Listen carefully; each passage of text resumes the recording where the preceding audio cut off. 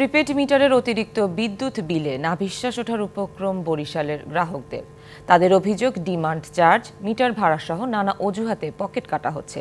বিগত সরকারের চাপিয়ে দেওয়া অযৌক্তিক দাম কমানোর দাবি তাদের। অন্যদিকে বিদ্যুৎ বিভাগ বলছে, সরকার নির্ধারিত বিদ্যুৎ বিলে কিছু করার নেই তাদের। আগে বিল দিতাম ম্যাক্সিমাম ২৮,০০০ টাকা, আর এখন সেখানে বাড়তে বাড়তে ৫৫০০, এ মাস হয়েছে ৫১০০। সবশেষ জুনে ২৫০০ টাকা বিদ্যুৎ বিল দিয়েছেন মুদি দোকানি জলিল মিয়া। ৬ মাসের ব্যবধানে সেই বিল এখন ৫,১০০ টাকা। তার দাবি, ব্যবহার না বাড়লেও বিল বেড়েছে দ্বিগুণ। এতে সংসার খরচ বাড়ায় হিমশিম খাচ্ছেন বিল পরিশোধে। এদিকে যে কোনো সেবা নিতে গেলে শিকার হতে হয় হয়রানির। এমনকি বিলের ভুল সংশোধন করতে গেলেও কম্পিউটারের দোহাই দিয়ে নেওয়া হয় টাকা। সেবা সেন্টারে আমরা কল দিলে তারা আসতে অনেক দেরি করে, তারপর যায় আসলে তাদের রিক্সা ভাড়া দেওয়া লাগে, তাদেরকে আবার চা খরচ দেওয়া লাগে।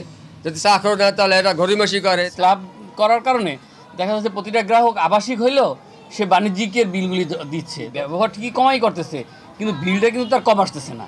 বিগত সরকারের সময় বিদ্যুৎ খাতে বিপুল অর্থ লোপাটের কারণেই এই অবস্থা, অভিযোগ গ্রাহকদের। গত সরকার হাজার হাজার কোটি টাকা চুরি করছে, তার দায়ভার এখন আমাদের। আমরা প্রত্যেক মাসেই বিল দিই, কিন্তু এখন বিল নিয়ে খুব বিভ্রান্তের ভিতরে আছি।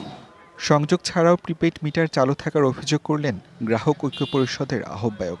যে বিদ্যুৎ মন্ত্রী ছিল, বিদ্যুৎ প্রতিমন্ত্রী নসরুল আহমেদ বিপু এবং তার আত্মীয় স্বজনরা আসলে এই মিটারটা আমদানি করে, ফলে এই মিটারে ব্যাপক একটা চুরি আছে। এমনও দেখা গেছে যে বিদ্যুতের সংযোগ নাই কিন্তু মিটার চলতেছে। সরকার নির্ধারিত বিদ্যুৎ বিলে কিছু করার নেই জানালেন তত্ত্বাবধায়ক প্রকৌশলী। বিদ্যুতের যে রেট নির্ধারণ, এটা এখানে সরকারি সিদ্ধান্ত।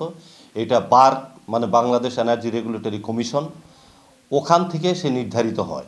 এটা আসলে আমাদের এখানে করে নেই, এখানে বারকে এখানে আলোচনা হয় এবং আলোচনার পরিপ্রেক্ষিতে এই রেটটি নির্ধারিত হয়। প্রিপেড মিটারের ভুতুড়ে বিল থেকে রক্ষায় কার্যকর ব্যবস্থা গ্রহণের দাবি গ্রাহকদের। DVC news desk.